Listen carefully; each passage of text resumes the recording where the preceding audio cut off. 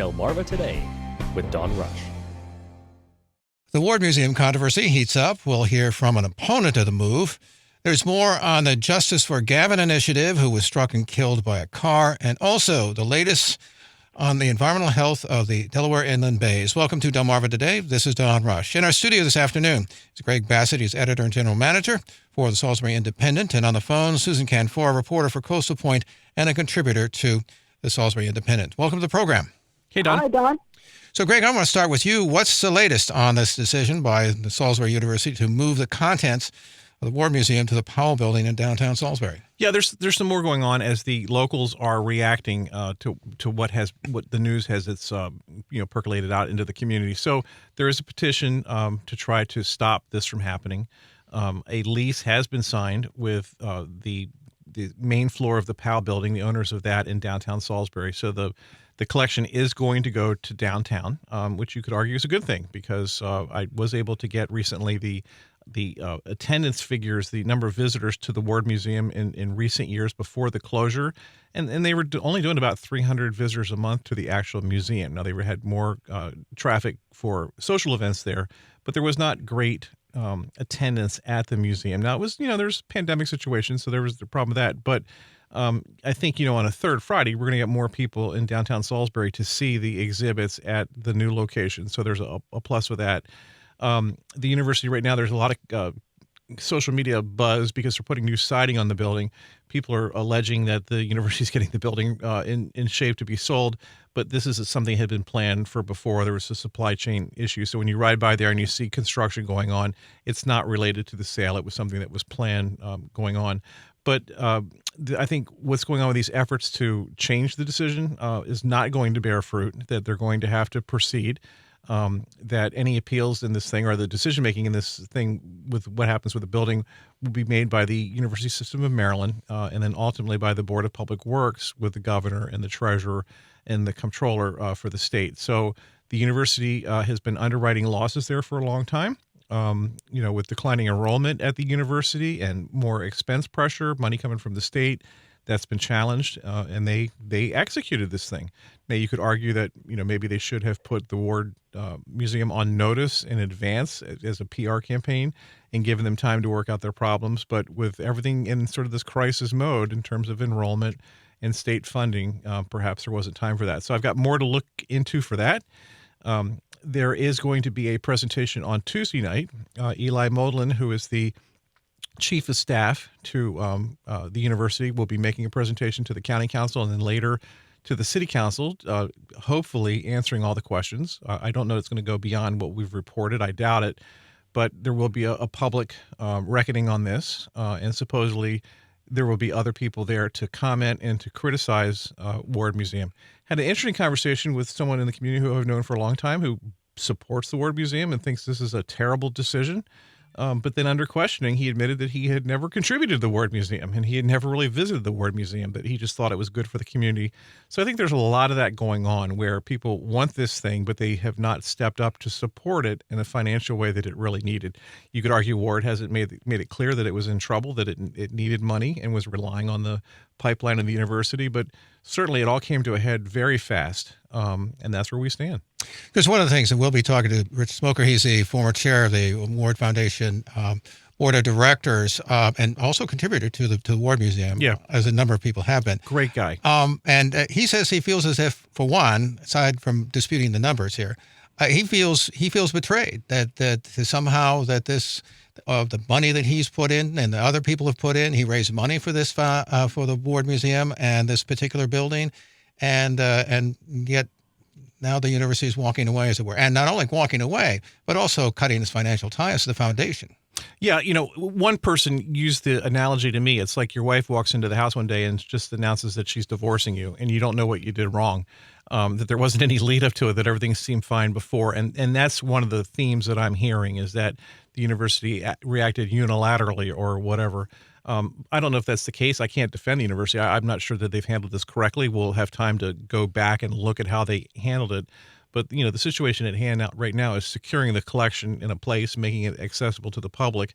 And then the Ward Foundation is going to have to get back on their feet in terms of the money that they raise. It looks like the university will be paying the rent for the exhibit downtown now out of money that they receive from the state. So Norm Conway years ago, and this is really complicated, and I apologize, but years ago, Norm Conway set up a formula, or got a formula passed that a certain percentage of money that the university receives from the state will go to the Ward Museum. So that money right now, that pipeline has shrunk as the funding for the university from the state has shrunk. It's also expanded in certain years when they've gotten more money, but there is enough there to pay that rent downtown. So there will be some state contribution toward what's going on, but the War Museum is going to have to get themselves, redirected. They do have their big exhibit coming up, the big show that they do every year in the spring in Ocean City coming up. We're going to see what the attendance like is with that and see how the artists are reacting. We think there's going to be a surge in interest because of all the focus on the Ward Museum. So that will be something that we'll have to cover, from a news sense instead of just an arts sense. But yeah, to your point, it just surprised everyone. No one expected the university to act this fast. What happens into the foundation? I mean, and what is this role? As I understand it, the university has decided that it will also take over financially in terms of running the museum itself. Yeah, that's a good question, and I don't know. I think that they're going to have to, reform themselves with a new mission statement and decide what their role is going to be in all this stuff in terms of administering that. Now, do they go out and maybe secure their own building somewhere else and build another collection and revamp that?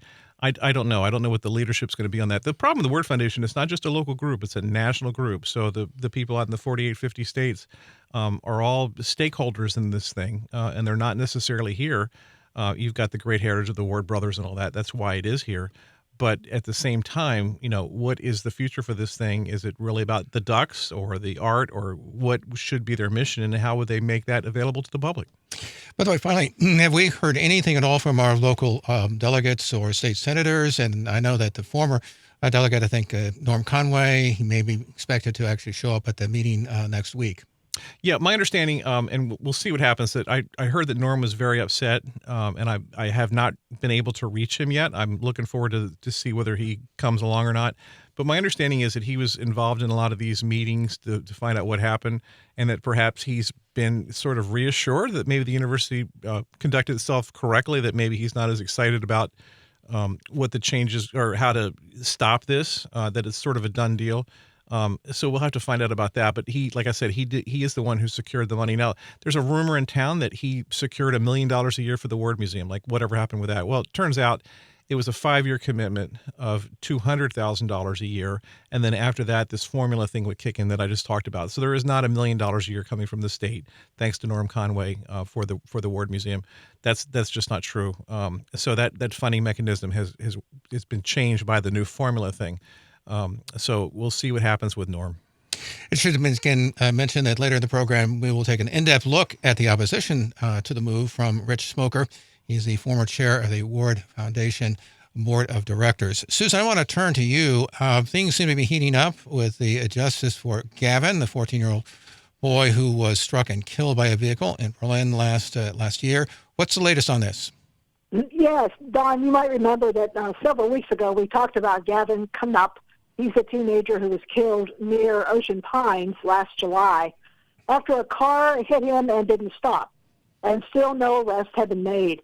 Shortly after the 14-year-old's death, his mother, Tiffany Knupp, started an initiative asking local businesses to put up signs that say, "Do it for Gavin" or "Justice for Gavin." And they're everywhere. You can see them all over Coastal Highway from Delaware, the Delaware line, all the way down into West Ocean City. I've even heard there are some in Salisbury, and the momentum has picked up nationwide. People have put up stickers and signs and Facebook posts all over the country. So the initiative has really gained momentum. And locally, there have been a lot of demonstrations with supporters holding signs and trying to get justice for this young man, especially since no arrests have been made. A lot of visitors are wearing bracelets with "Do It for Gavin" or T-shirts, and now they're selling hoodies and caps. And they're also asking supporters not to eat or drink at certain restaurants. These include the Ocean Pines Yacht Club. And that's because a man named Ralph DeAngelis, whose company has a hand in running the yacht club and some other restaurants in the area, is reportedly dating a woman whose son the community widely believes is the young man who hit Gavin and left the scene. Although no charges have been made and that hasn't been proven, that's the widely held belief, that young man was drinking when he struck Gavin and then he sped away. Gavin died that evening. Asking for a boycott on the yacht club has really upset the members of the Ocean Pines Board of Directors. At a recent board meeting, the board president, Doug Parks, read a statement, and he said, protests are fine, but you're hurting Ocean Pine.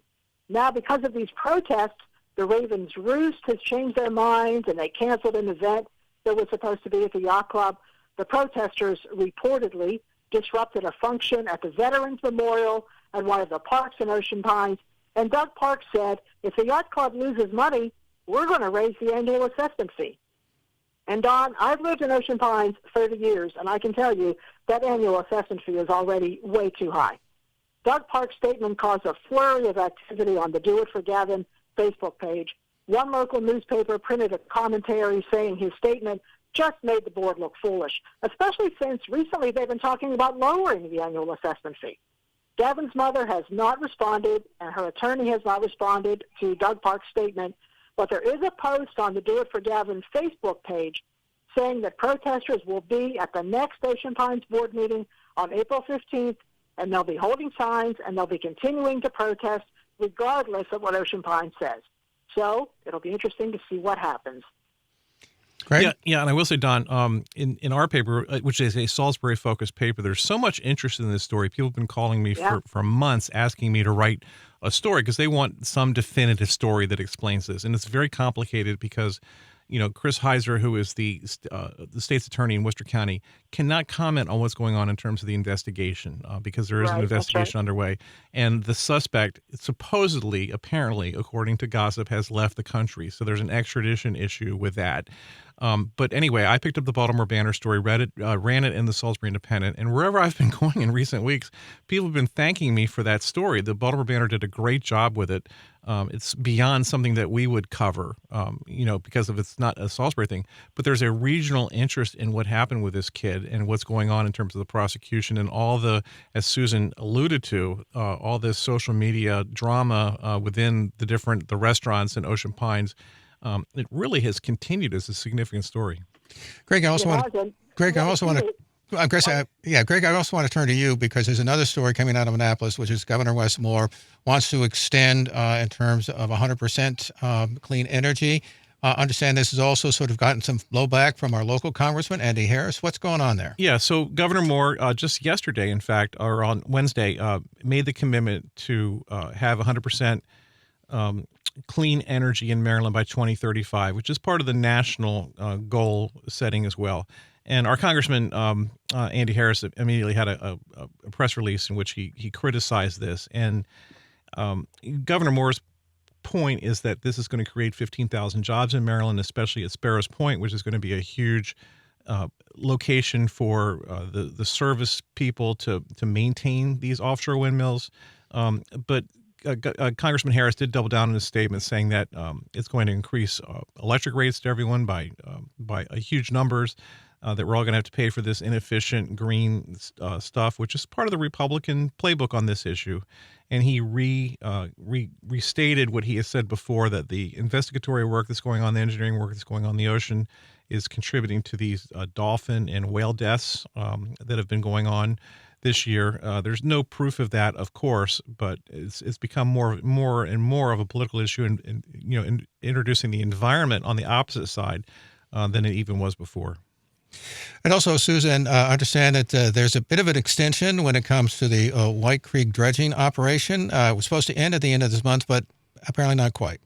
Well, it's going to end the end of this month, but there's been some, you might say, Don, there's been some ebbing and flowing with what's happening with the dredging. Denrick officials told the residents of Christie Lane in Ocean View, where White Creek is, that about 500 feet of the creek on the eastern prong where they live would not be dredged.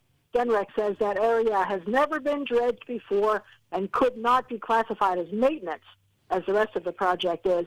So that little 500 feet would have to be done as a separate project at a later time. But to the delight of neighbors whose boats have been getting stuck at certain times when the tide is out, a dredge was there Monday morning, surprisingly, working to remove the sediment known as spoils in that area.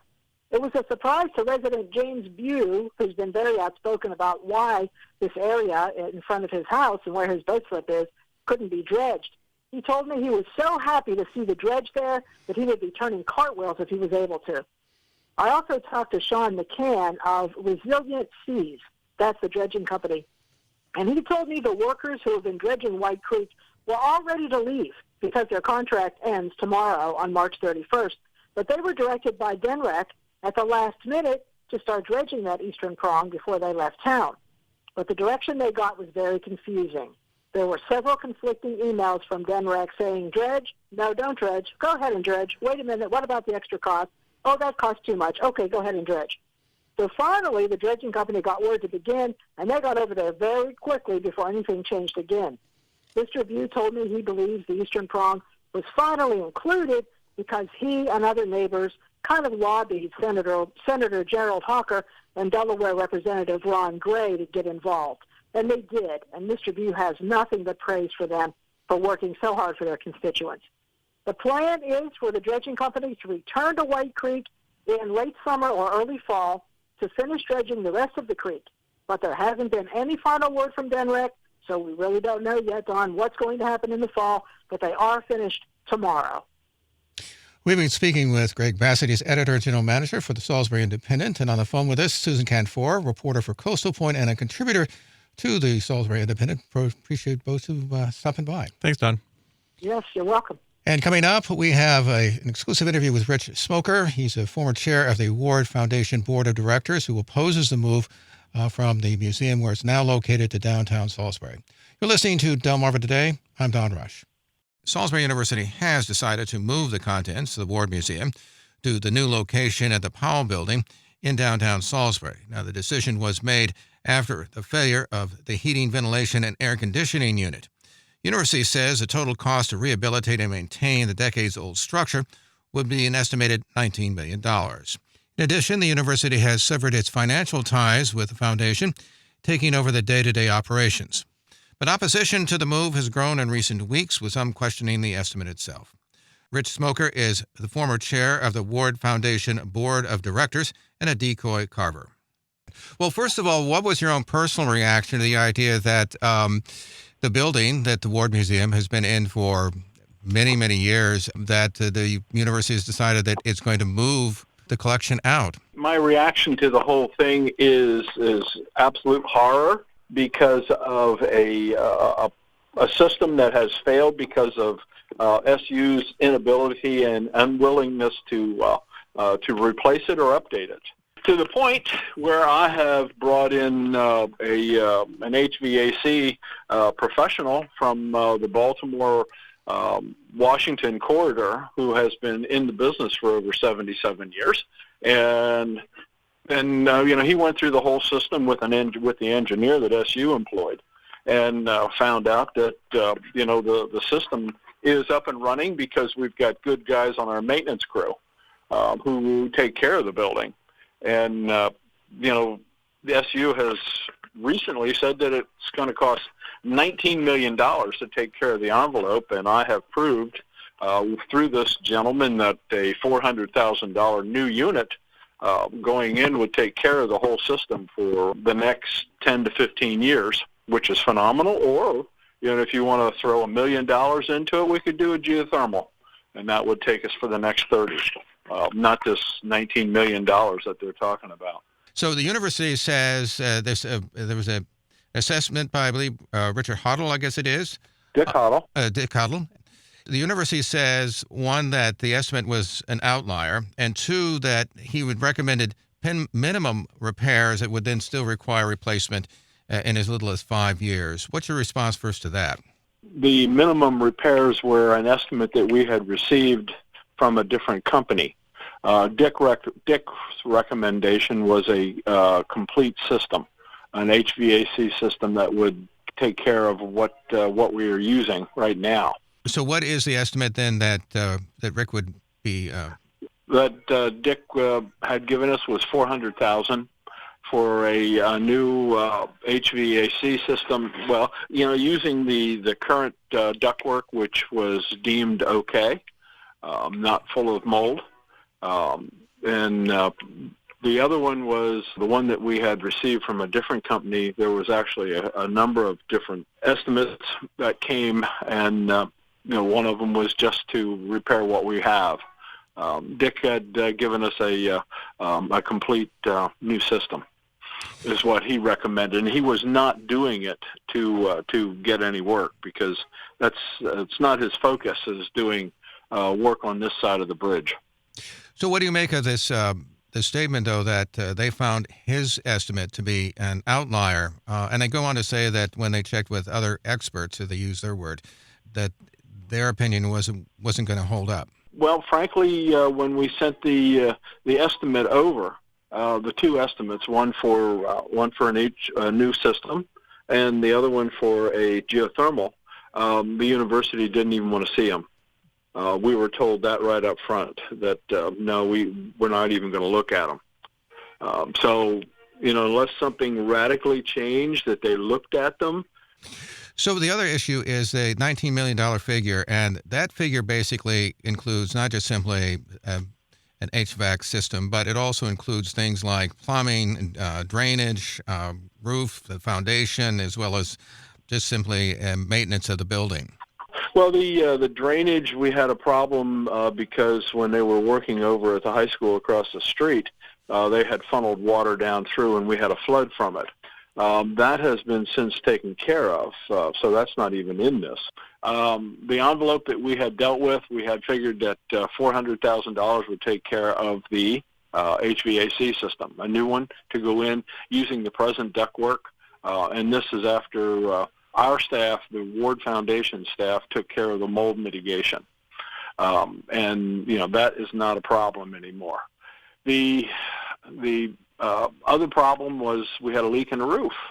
SU decided they didn't want to deal with it, and they weren't going to deal with it, so our staff repaired the leak on the inside. Now, what it's going to take is it's going to take a new roof. It's a 30-year-old building. We figured that we had an estimate that came in at $700,000 for the new roof, and that's where that stood. So we figured with $1.1 million, we could have a new building that way. As for drainage on the inside, nobody knows anything about that I know of. Where they're getting all this stuff, I don't know. The other phrase they use is expensive maintenance. There's expensive maintenance with anything. You have a 30-year-old building here that was put together, and there hasn't been really the maintenance that should be required on a building. Any building, especially a state-owned building, should have transpired over the years, but this one hasn't had that because they just didn't want to put the money into it. So what does this building mean to you? It's the home of the ward since 1990, without a doubt. I mean, it's a place where, I cut my teeth as a volunteer. It's a place where it means, we've had exhibits, we've had, rotating exhibits, we've had some of the best decoys in the world, some of the best artwork of wildfowl art in the world come in, and now, we've done a lot of different programs that would appeal to the masses, but we're not going to be able to do that with what SU wants to do. As a matter of fact, SU has washed their hands of the Ward Foundation, of which I'm involved with, so they don't want to even deal with us anymore.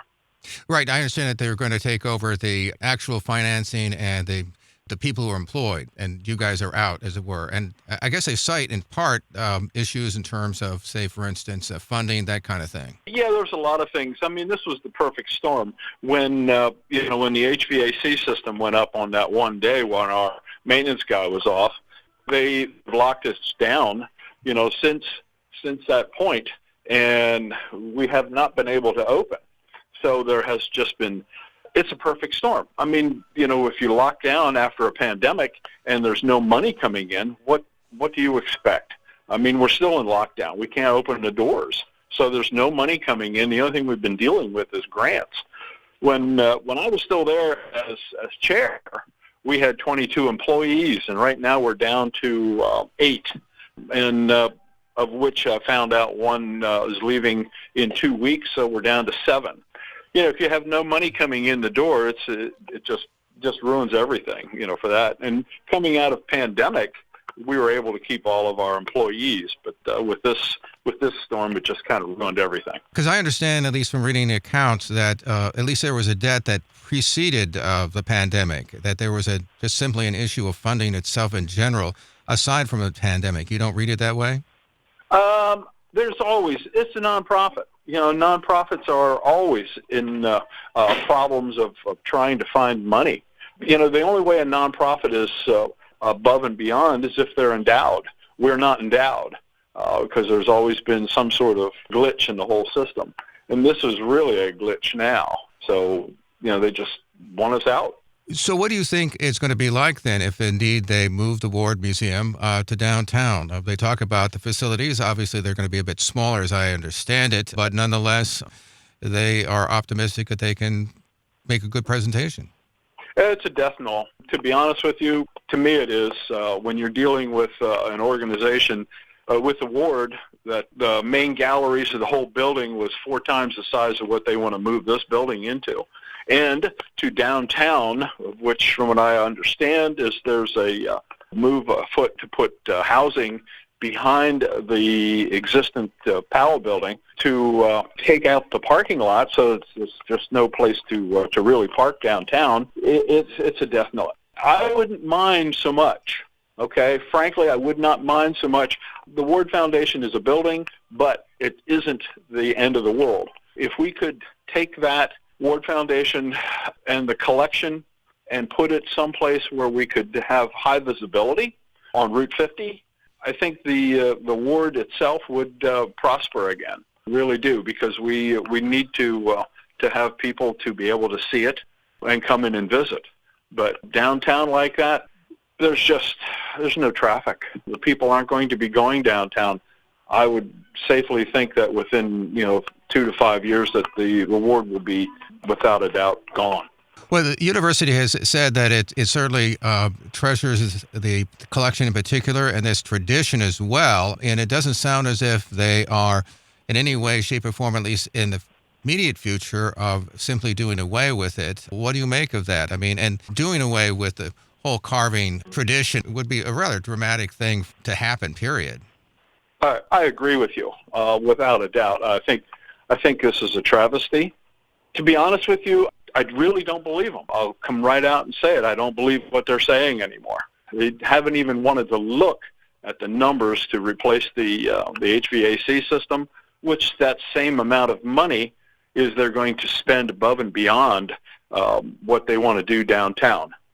I also wanted to ask you about the bricks that are there that honor those people who donated to this Ward Museum over the years. What do you think all this means to them? When I walked into the museum, a lot of the people that I used to know who started the Ward Museum, names like Newt Bartrug, Max Hughes, Dan Brown, Fred Kaiser, Paul Knock, Toots Lawson, Tom George, and even Lemon Steve Ward. This is a legacy to them. They had the foresight to build a museum, to put together a Ward Foundation to honor the heritage of this whole thing. And the way the building was built back in 1990s was blocks were sold, bricks were sold. On the wall when you first walk in, there's 3 panels, and all they are is business card size wooden blocks, and they have names on them. And each one of those blocks was $1,000. I know that because my name's on it, and my family's name is on it,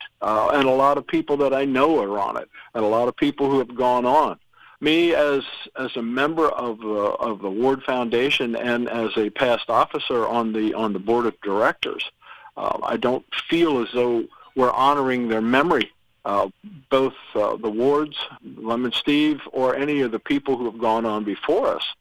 These are people that were dedicated to put this art form in front of the world, and now it's being taken away. And the same thing happened with our building in the back, the Legacy Center. That was a $2 million building that, and I was involved with fundraising on that. So, I went to people to get money to help build it, And, because we, as the Ward Foundation, we put up 80% of the money for it and turned the whole building over to the university. I've got lots of money in that one too. So I hate to see this, just go down the drain and, become something else. What we don't know yet. But, I just don't feel as a steward of this art form that we're being fair to the people who went on before us. Looking at the tradition in general, what is the significance, do you think, of the duck carving decoy tradition that we have here on the Eastern Shore? Apart from, obviously, we're talking about the Ward Museum, but beyond that, it seems to be a major tradition. You and I talked, did a piece looking at the history of the wards themselves. How important is that tradition, do you think, to the Eastern Shore? Well, it's not just the decoy carving end of it. It's everything involved. I mean, this area at one time fed pretty much the whole eastern seaboard with market hunting, and it's a story that fits into our heritage. The decoy end of it is something that we have gone from the utilitarian decoy, the utilitarian art, if you will, to a complete genre of art, wildfowl art. We have a lot of different shows now that are expressing heritage of this whole thing. The Ward has always been the anchor for wildfowl art. With the museum closed and closing, and the Ward Foundation being expatriated from it, I just don't see how we can, move forward unless something steps up and moves us that way. You get an influx of money, not so much the money, but being treated fairly. I think that's the biggest part of it. What kind of loss do you think it's going to be? I mean, even if the museum continues, certainly in downtown, we'll see what the future holds there. But the loss of the Ward being in this particular building. You've lost your identity, from the building itself. People equated pulling into that parking lot with seeing some of the best wildlife art in the world. I don't anticipate, that coming forward in the small space that's going to be downtown. And then where are they going to find people to curate it that are knowledgeable with old decoys and wildfowl art, and even our population, what our different population in this area sees. I've been carving for over 50 years, got a good clientele, I've got a lot of good friends in this whole business. It's not going to kill me because I don't rely on selling things through the Ward, but I think the Ward itself is main focus of wildfowl art for everybody in this country. I have talked to people from Europe, from Canada, Mexico. I mean, you name a country and I can tell you somebody that I've talked to on the phone or via email. That are expressing their concerns about the wildfowl art. Rich Smoker is the former chair of the Ward Foundation Board of Directors and a decoy carver. You're listening to Delmarva Today. This is Don Rush.